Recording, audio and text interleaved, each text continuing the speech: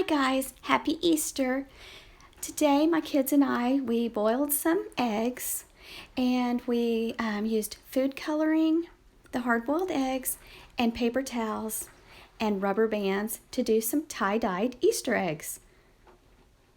So what you'll want to do is take your hard-boiled egg and wrap it in a paper towel, and you're going to secure the top of the paper towel with your rubber band. Just wrap it a couple times. And this takes quite a bit of food coloring, and you're just going to drizzle the food coloring down your egg. And we found that it works best to go down like stripes instead of going around. So you just kind of have to experiment, but it takes, like I said, a lot of the food coloring. So just cover the paper towel with your food coloring, and you can hold on to the top of your towel and your hands stay clean that way. But just cover the entire egg that's in the paper towel with the dye. And there's one that we already have done.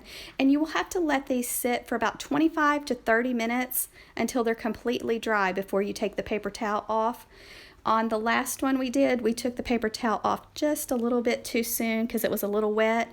So it's better to wait 25 or 30 minutes until they're dry to remove the paper towel. So this was something new for us to try, and we thought they turned out really pretty, so we just wanted to share this with you guys. So I am going to play some music for the rest of this video, and I hope you'll have a wonderful and happy Easter. Thanks for watching.